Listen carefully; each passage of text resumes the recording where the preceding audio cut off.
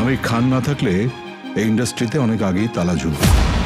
4 বছর ধরে আলোচনার কেন্দ্রবিন্দুতে থাকা মেকআপ অবশেষে 10 জানুয়ারি মুক্তি পেতে যাচ্ছে। অনন্য মামুন পরিচালিত এই সিনেমায় অভিনয় করেছেন জিয়াউল রোশান, নবাগত নিপা আহমেদ রিয়েলি এবং বিশেষ চরিত্রে তারিক আনাম খান।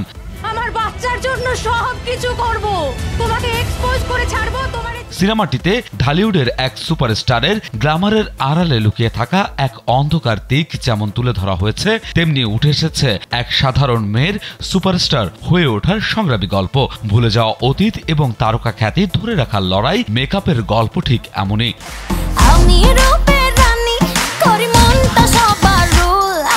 ইতোমধ্যে সিনেমার একটি গান মুক্তি পেয়েছে, স্যান্ডেলিনা সো, রূপচর্চায় আভিজাত্য, যা রামোজি ফিল্ম সিটির বাহুবলী সিনেমার সেটে চিত্রায়িত। এই গান প্রকাশ্যে আসতেই সিনেমাটি নিয়ে প্রদর্শকদের মাঝে উত্তেজনা আরো বেড়ে যায়।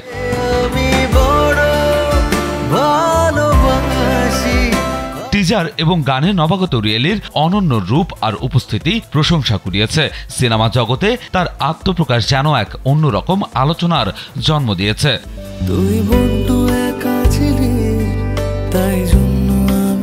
পরিচালক অনন্য মামুন জানিয়েছেন, সিনেমাটির মুক্তি পেতে বেশ কাঠখড় পোড়াতে হয়েছে। প্রথমে সেন্সর বোর্ডের ব্যক্তিগত জটিলতা, পরে কিছু আপত্তি, সব পেরিয়ে গত 17 ডিসেম্বর মেকআপ মুক্তির অনুমতি পেয়েছে।